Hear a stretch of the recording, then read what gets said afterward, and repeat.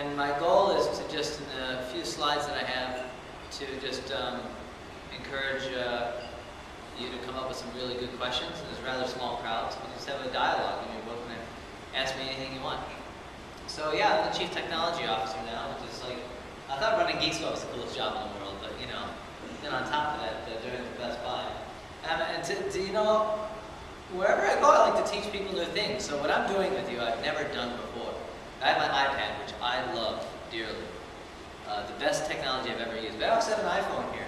Now, one of the problems of travel is you got to carry all this junk around. And look at the size of the bags you have to carry your laptops in.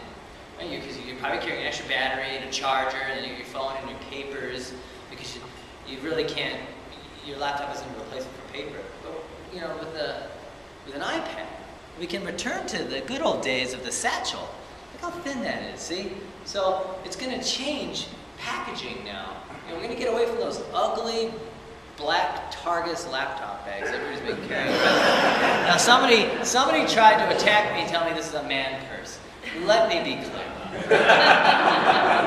If it has a shoulder strap, or if it even has the loops for a shoulder strap, it is indeed a man purse. This is a satchel. Thank you very much. It only has a handle. It can only be carried manually.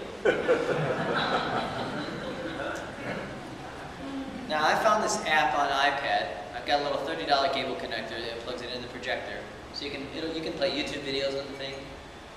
But this is my iPhone here. It's just connecting via Bluetooth. So for $9, all right, check this out. Okay, I can advance the slides. Woohoo! That's right. A couple oohs and ahs would be nice. I hold my finger down on here. I got a laser pointer. And I think that warrants an even louder ooh and ah.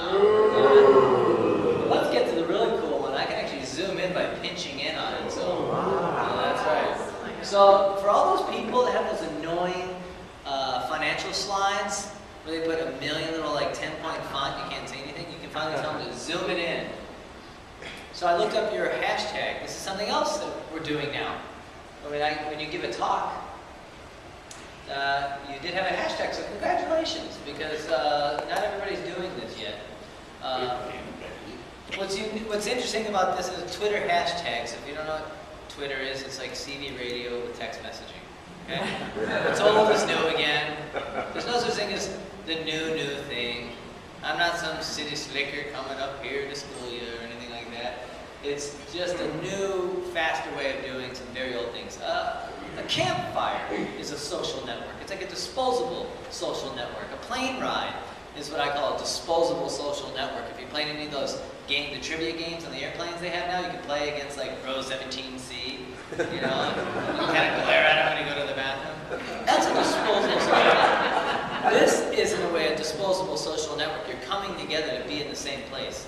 You know, some of the most valuable conversations are probably at the bar, you know, in the hallway, in between, at the dinner table. But now these physical get-togethers can now be stretched out. So I did a little homework. I checked out the website. I started reading a few of your tweets. Whoever used these hashtags, I searched on Google. I was able to find them. I wanted to find out what's on your mind. What are you thinking about? So I make sure I talk about something relevant. So what's really neat about this technology is that we can get together before a conference. So now I'm going to be traveling to a conference in 2 weeks in New York. I've already asked them, I said, do you have an attendee list? And then I started looking for those people online. Are they online? What are they writing about?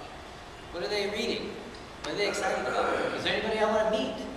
Think about the idea of, you know, fully taking advantage of the time together. So I was at a conference a couple weeks ago in Arizona, and Sebastian Junger was there. He wrote the book War. He's a war correspondent, really fascinating book. And I just loved his book, and he was going to be there, so I tweeted him ahead of time, and I said, I'd love to get together with you and chat. We ended up having breakfast one morning, and it probably wouldn't have happened. And then what's really great is that any of you that are tweeting, I will actually look at the comments after my speech is over, in the safety and comfort of my own private home, and read your comments and get your feedback. I'm actually writing a book right now, and what I'm doing is when I give talks, sometimes people repeat quotes they hear me say.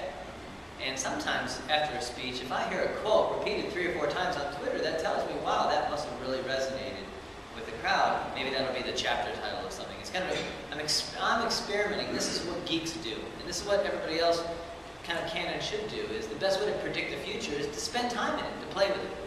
You know, I'm always toying around with, you know, little apps and stuff like that. That's what's so exciting now, because I was born in 1969,